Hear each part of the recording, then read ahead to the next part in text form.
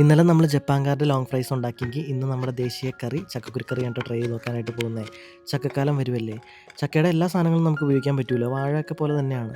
അപ്പോൾ എന്തായാലും ചക്കക്കുരു എവിടെ നിന്ന് കിട്ടിയെന്ന് അറിയത്തൊന്നുമില്ല, ഇവിടെ വീട്ടിലിരിക്കുന്ന കണ്ടു, ഞാനങ്ങ് എടുത്തു. ഇഷ്ടപ്പെട്ടു, എടുക്കുന്നു, ഗോപാലൻ അത്ര തന്നെ. പിന്നെ ചക്കക്കുരുവിൽ പേരൊന്നും എഴുതി വെച്ചിട്ടില്ലായിരുന്നു, അതുകൊണ്ട് അങ്ങനെ എടുത്തു. പിന്നെ വെള്ളത്തിലിട്ട് വെച്ചേക്കുമായിരുന്നു കേട്ടോ. എനിക്ക് കറി ഉണ്ടാക്കാൻ അതുകൊണ്ട് എളുപ്പമായിരുന്നു. പിന്നെ സ്റ്റെപ്പുകളൊക്കെ അമ്മയോട് ചോദിച്ച് പയ്യെ മനസ്സിലാക്കി നേരെ മുകളിലേക്ക് വിട്ടു. ഇതെൻ്റെ തട്ടുകടയാണോ എന്ന് ചോദിക്കരുത്, this is my cooking lab. അപ്പോൾ കുക്കിംഗ് ലാബിൽ ഇങ്ങനെ പരീക്ഷണങ്ങൾ തകൃതിയായിട്ട് ഇങ്ങനെ നടന്നുകൊണ്ടിരിക്കുകയായിരുന്നു. ഞാൻ പണ്ടൊക്കെ സ്കൂളിൽ പഠിക്കുന്ന സമയത്ത് ഈ കറിയാണെങ്കിൽ അയ്യോ, റേഷനരി ചോറും ഇതുമാണെങ്കിൽ അടിപൊളിയല്ലേ.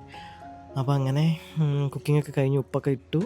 ചക്ക ഇട്ടപ്പോൾ മുയൽ എത്തും എന്ന് പറയുന്ന പോലെ എനിക്കും ഇത് സെറ്റായി കിട്ടി. എൻ്റെ കുക്കിംഗ് ലൈഫിലെ ഒരു തൂവൽ സ്പർശമായിരുന്നു ഇത്. അടിപൊളിയായിരുന്നു കേട്ടോ.